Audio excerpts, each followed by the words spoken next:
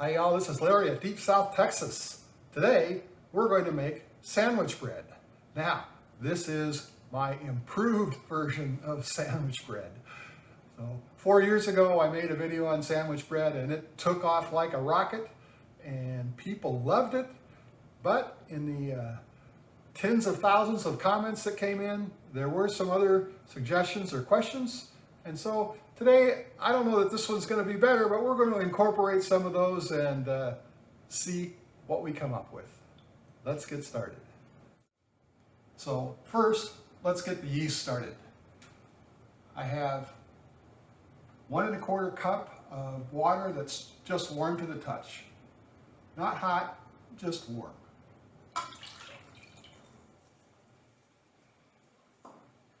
To that, I'm going to sprinkle on 1 tablespoon of instant yeast.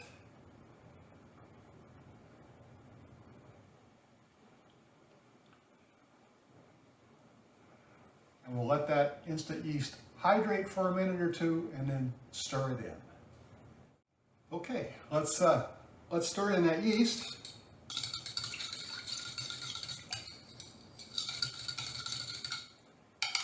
And in this recipe, I'm going to use 2 tablespoons of sugar. Now, my last sandwich bread recipe had 0 sugar in it at all, and lots of people had questions about that, but yeast can eat the starch in the flour just fine. It doesn't need sugar. But I'm going to add sugar this time because I think it will help it toast a little bit better in the toaster, make it brown a little bit better. So I have 2 tablespoons of sugar here. I'm going to put 1 teaspoon in here with the yeast to try to get it to grow a little bit faster right off the bat. So we'll stir that in,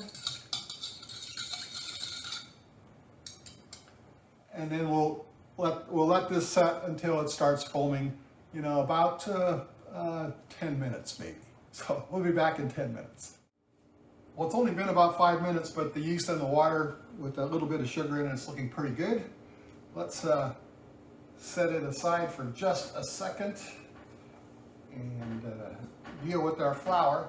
Here I have 3 cups of all-purpose flour, and it's wheat Montana flour. This is what my wife likes to use. So bread flour is nicer and easier to work with when you're making bread, but I know a lot of people don't have bread flour on hand, but almost everybody has all-purpose flour on hand, so that's what we're using today.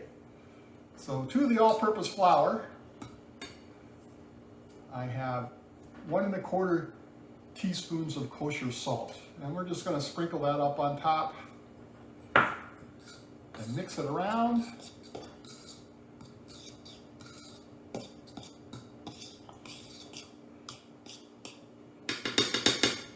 That's ready to go. And now, back to our yeast and water mixture, I'm going to pour in the rest of the sugar. So 2 tablespoons of sugar. I took a teaspoon out of this and put it in with the yeast and water before. Now we'll just put the rest of that in there and stir that around. And then we'll add in our flour. Again, 3 cups of all-purpose flour.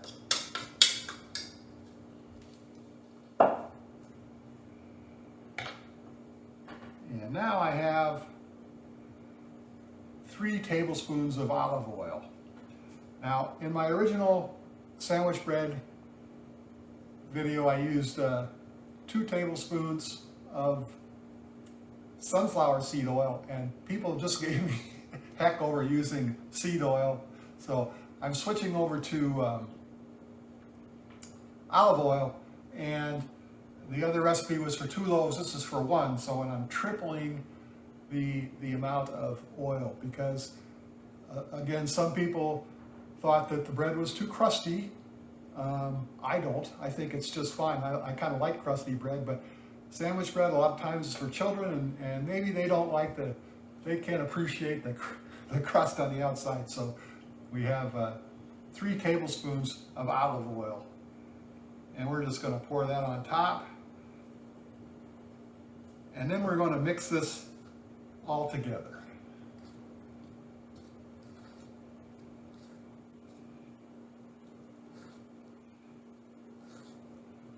Now, the other thing is I prefer my dough to be a little bit on the moist side. And a lot of people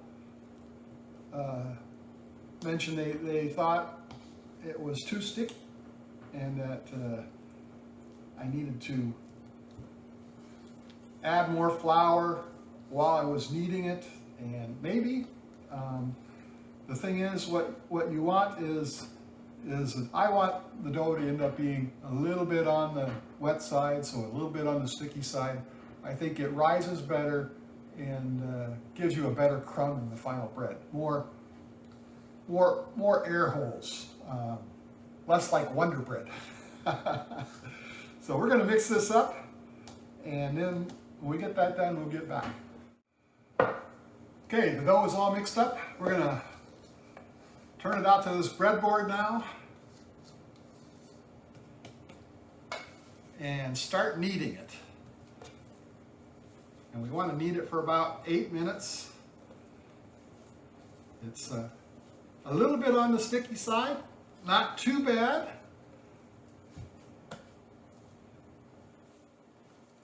But I've got a little flour here if I need to add any. And also a scraper to kind of scrape it up. I prefer not to add flour if I can help it. Like I say, I like my dough a little bit on the moist side, but sometimes it's too moist to knead. And it sort of depends upon the humidity. And we've had rain for the last week, so it's a little bit on the humid side here right now. So I think, I'm probably going to add a little bit of flour here as we knead.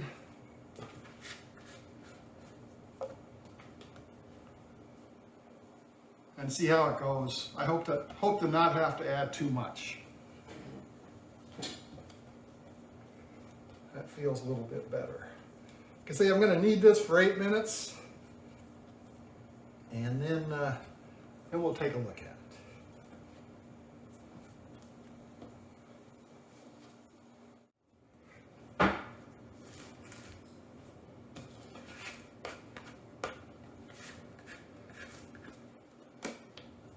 So we're about done with the kneading now. It's looking pretty good, nice and smooth. Still a little bit on the sticky side, which is what I like. Not real sticky though, but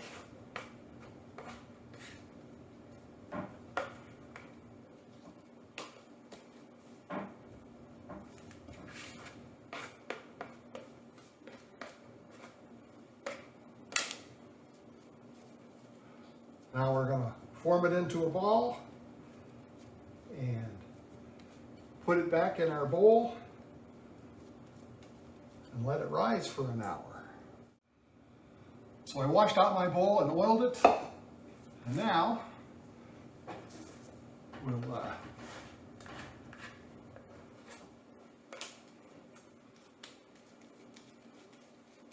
put our dough into the bowl. We'll spin it around a little bit,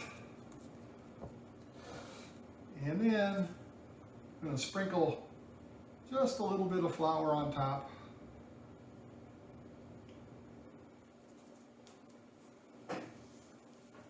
And cover that over with plastic wrap.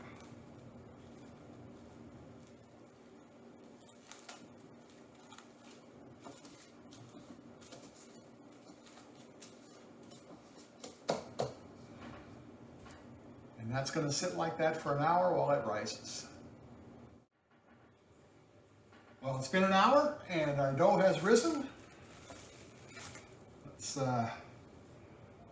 sprinkle just a little bit more flour up on top, and then let's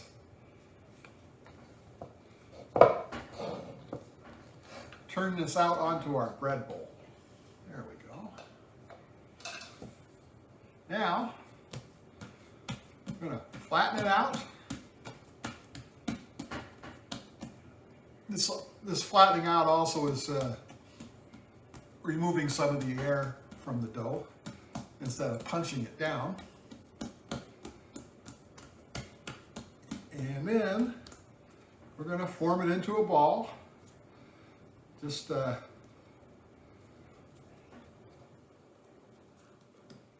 bring up the edges into the middle, punch them down.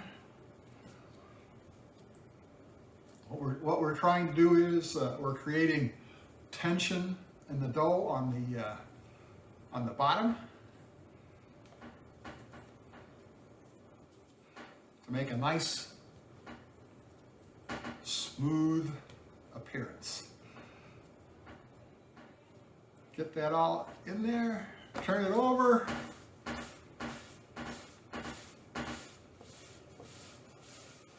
Make it into a ball.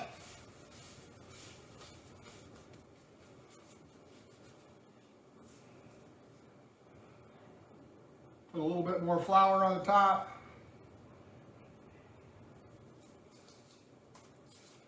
And then cover that and let it set for 15 minutes. Okay, our dough has rested for 15 minutes. Now we're going to take it and flip it over again.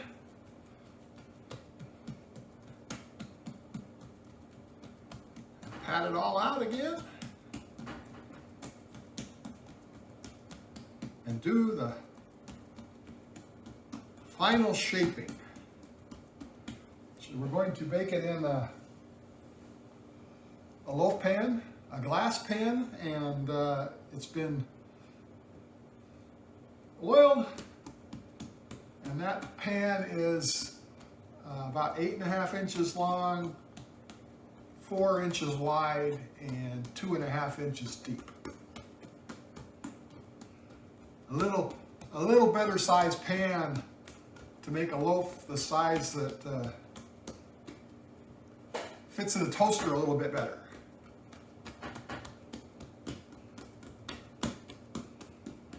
Toast made with homemade bread is just really good.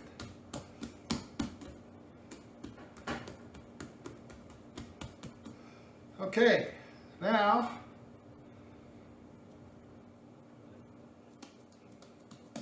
we want to fold it into this parallelogram shape.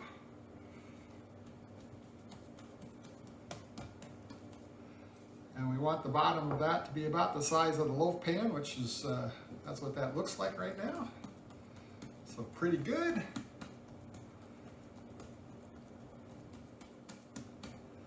And then we're just going to roll it up, stretching it a little bit and rolling it.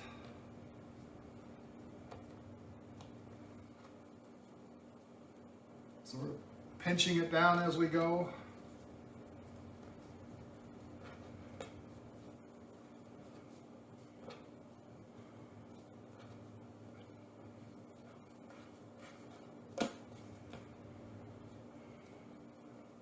Pinch that seam together.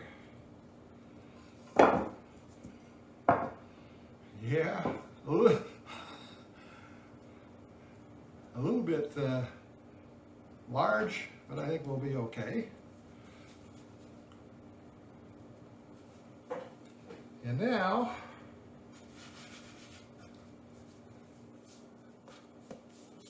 coat it in a little bit of flour. Put some flour on the ends.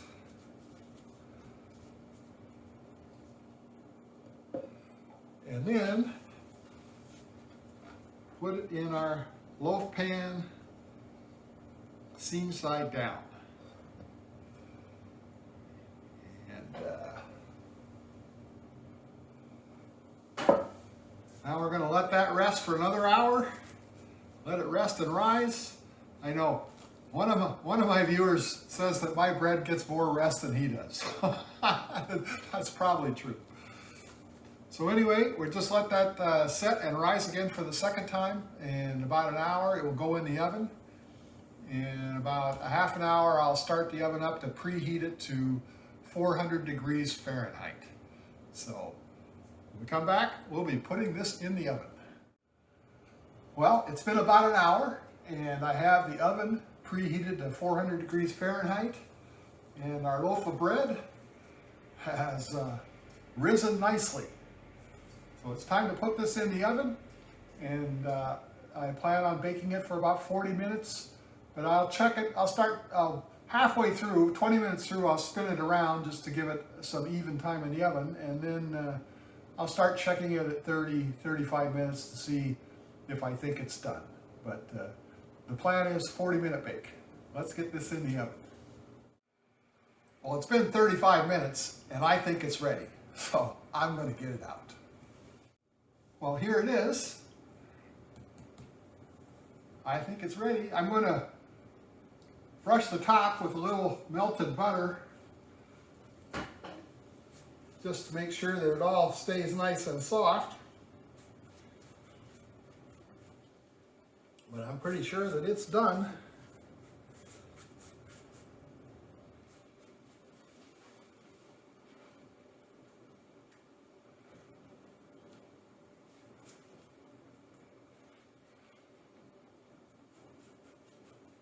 There we go. Now we'll see if we can get it out of the pan here onto the cooling rack.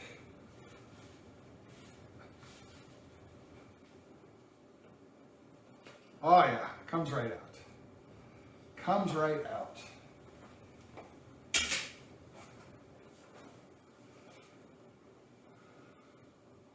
A beautiful loaf of bread.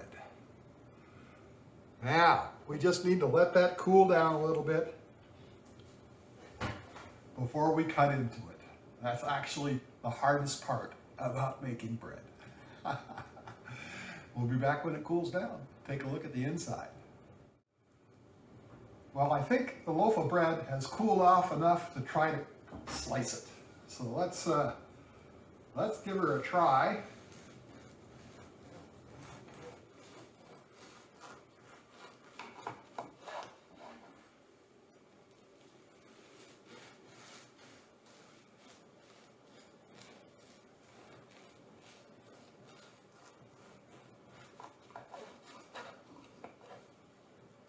Yeah, I'd say it's slicing up pretty well.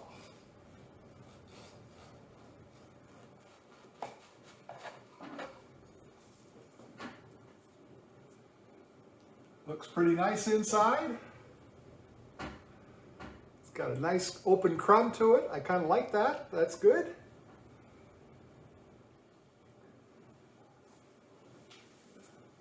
I'm going to try one with some butter on it, and then I'm going to toast one.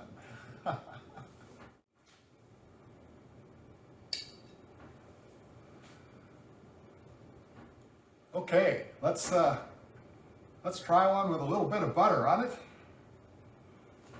I think it's going to be pretty good.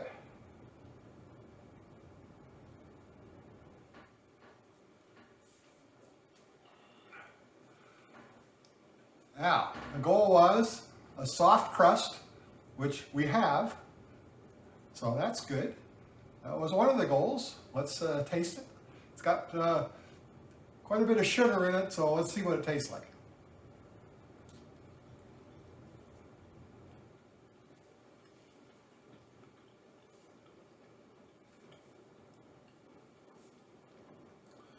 It tastes pretty good. It tastes pretty good.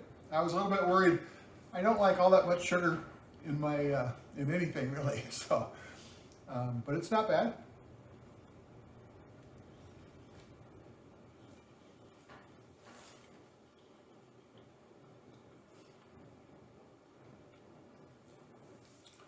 And hopefully the sugar will let it toast up a little bit easier. So I'm going to take this piece and try it in the toaster. All right. We've got our first slice out of the toaster. Went pretty well. Fits in the toaster well. That was another one of the goals. My My first sandwich bread video, the toast was just barely fit in the toaster because it was a little bit oversized. This one is the right size for going in the toaster. That's kind of nice. Some butter on it, and give this one a try.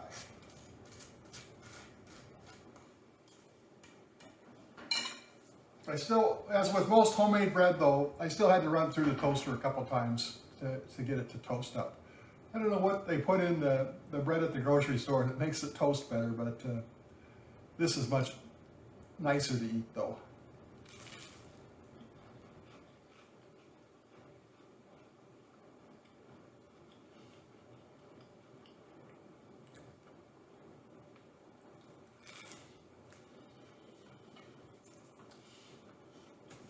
Very good.